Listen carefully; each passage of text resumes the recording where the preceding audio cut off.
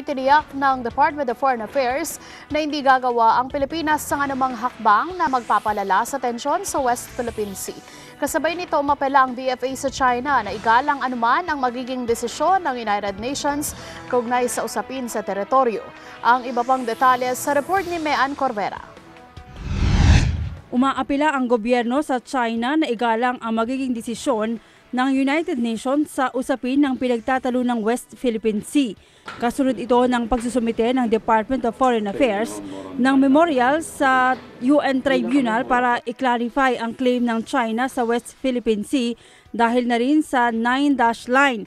Ayon kay Foreign Affairs Assistant Secretary Charles Jose, bagamat walang enforcing power ang tribunal, umaasa ang Pilipinas na igagalang ng China sakaling paboran ang bansa at ideklarang sakop ng Exclusive Economic Zone ang West Philippine Sea.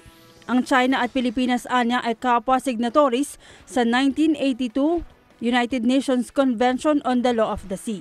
Well, it's up to the international community, no? Lalong-lalo na yung mga littoral states na may stake sa maintenance of peace and stability dito sa region, particularly sa West Philippine Sea, na may China realize yung significance ng magiging decision ng tribunal. Iginit ni Jose na hindi magiging maganda para sa China kung ipipilit ang pag-aangkin sa pinag-aagawang teritoryo kung may desisyon na ang tribunal.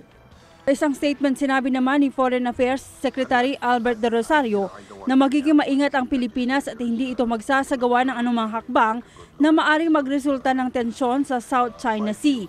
Sabi ni Del Rosario, hindi magpapadala ang bansa ng karagdagang tropa sa pinagtatalo ng isla at wala itong balak na i-intimidate ang anumang mga pwersang nasa pinag-aagawang isla.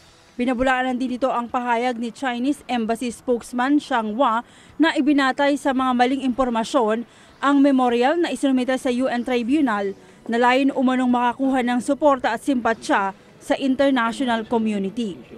Nilinaw naman ni Jose na hindi ang issue ng West Philippine Sea ang sisira sa matagal ng bilateral relations ng Pilipinas at China.